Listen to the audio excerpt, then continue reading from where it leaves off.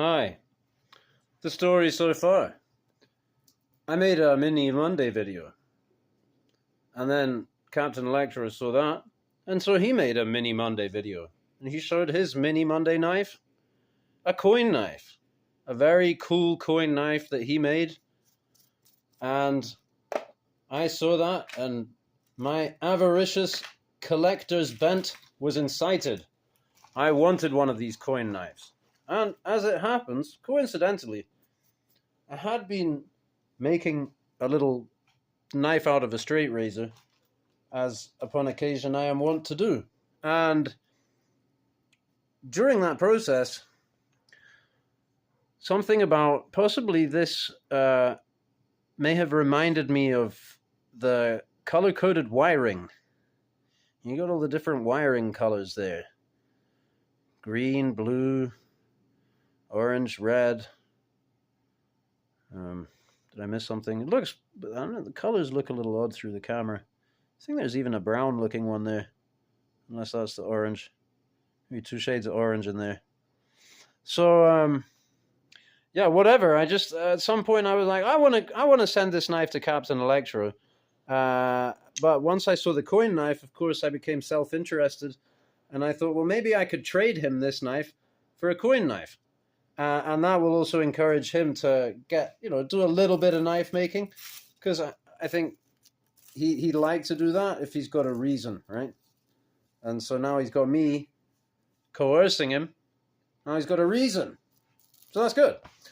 And so the progress was that this yesterday was more kind of like going to be kind of like a swayback gun stock, but it had these funny little marks here, and I was carving on them, and that turned into this big occlusion, and so I carved past that, and now we're going more for a kind of a conventional swayback kind of handle style, right? So I was using this one, for example, for reference, for kind of shape and size, and that's a GEC ram's foot, but that's fairly conventional. Nowadays, of course, everything tends to be kind of slab-sided, even on the GEC knives. But some of the old hawkbills and stuff, I could get one out, but I won't bother, do have contour. They tend to swell out towards the butt. So this is going to have some kind of contouring on it, but it's going to be more of a kind of out and in. Well, that should be comfortable. I just kind of traced a vague center line there because I have to drill down here. So you can see the end grain of the lilac there just about, right? You can see that this was a quite a sizable diameter for lilac, this piece. So nice and solid. Because of this and the way it kind of started looking like a floor, really, I did actually start making another one. I kind of started over with this promising looking piece of branch wood, but by the time I got all the bark off and was getting it to roughly where it should be, it was basically kind of turning out the same shape. And this has the pith in it, which does make it easy to drill, but whatever. So I went back to this one. I also realized I was having doubts about the rainbow butt, because of some possible negative associations or connotations that may have been picked up over the years about the rainbow. And some people it has to be biblical, and some people it has to be gay and whatever. But I was just like the rainbow as a marvelous wonder of nature, But it reminds me of the coded wiring as well, let's say. So I've gone on a kind of a side task here today, because I was thinking about the lightning bolt escutcheon that I said I was going to put on here, that would maybe use the original celluloid from the straight razor, but this is being cream as it is. And this being kind of fairly creamy color line, like it'll darken, but that wouldn't really pop very much, for like a lightning bolt. So I was also thinking about doing the lightning bolt, maybe using this material, That would be pretty cool, but it'd be tough to realize. And you know, I was also thinking about the orange, right? Because there's an association with the orange and the Sparky trade.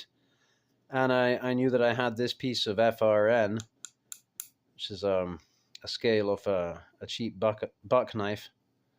Not the Maverick, but it's like a cousin of the Maverick, $20 knife. And it had this triangle here already, right? So because I thought about putting the lightning bolt, you know, making a lightning bolt out of this, like the Electro-Hazard lightning bolt. So I went to look up the Electro-Hazard sign, and of course they make a triangle. You know, they put the lightning bolt inside a triangle. So then I realized, oh, okay, I got to put a lightning bolt in a triangle inside a cream background. And so this is how far I've gotten with that. You know, not that far into the whole thing, but far enough to kind of show, you know, to be able to show, you know, this from this perspective, using these funny old recycled blade-related materials. Yeah, so the objective is now going to be to make this, just tidy this up, but this is final size here. Well, it'll get a little bigger by tidying it up. And then bringing it in from the outside, you know, making it thinner from the outside. But in doing so, I'm going to be reversing this taper. This taper is going to go in, so that then it's going to go into this, which, as you can see on this backside, will have these tapers or chamfers here for going into the hole in the wood, right? So I can cut this straight in, then this will go in, cluck, and be flush on the outside, but have some wells underneath for the epoxy, if you follow what I'm saying, right? And then, so this will be the show side, chamfered here, so that this piece will be able to go in like that way and stay in. It won't be able to pop out of that side, right? Physically won't be able to pop out. It'll be locked in. And then we're going to do the same thing with more of this white. Yeah, so this is going to be the white background with the orange on the inside of it. And inside that, we'll have another white. And inside that, we'll have the lightning bolt, which I've got to whittle out of this. I guess mainly using the sander and knife, and then I'll tidy it up with a file. Yeah. So I've explained myself, and that's that. Oh, I also did take off a lot of the tang today, and I made this, you know, so I can fit the bolster up to there. Took that down, tapered it in this way, because it used to have this swell continued out a ways, meaning now if you want to slide a bolster on, you're not going to get a flush fit up here. So yeah, and also all of that extra weight for nothing.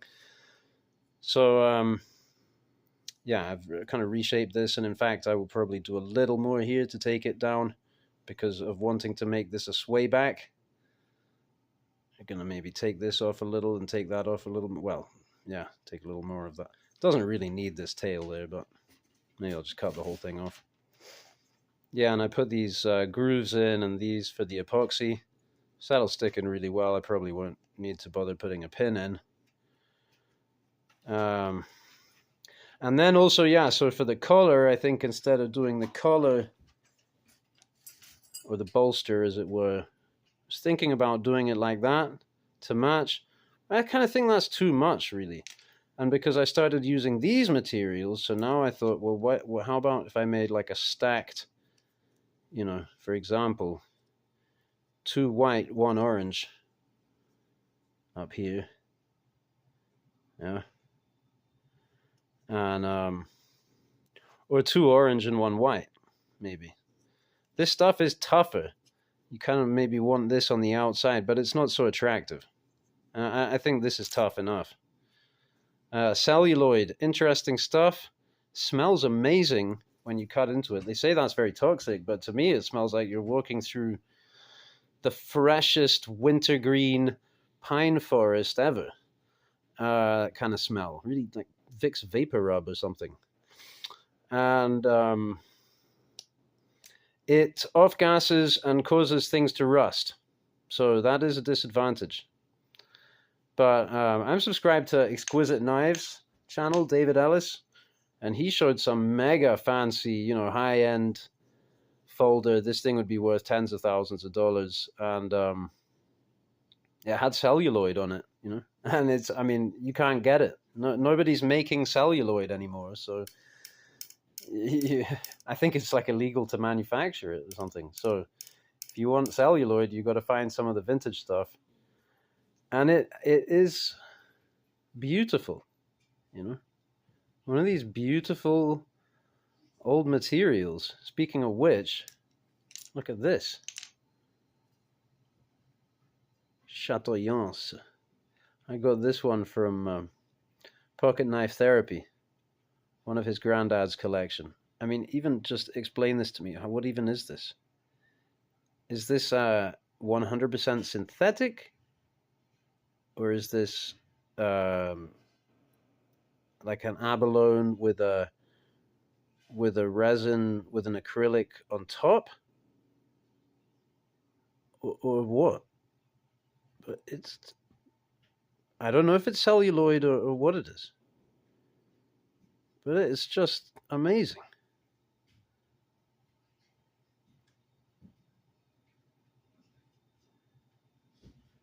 Knife's pretty cool too. I feel like I recognize this. IKC, right? Is that International Knife Company? Is that what that is? I don't know. But yeah, profile's good. Not been used too much. It's been hand satined with sandpaper. And the pen blade is a real nail breaker. And so upon occasion, I actually use this tool. I use this tool every day. I carry it in my pocket pretty much. I use it. Occasionally, I even use it for as advertised.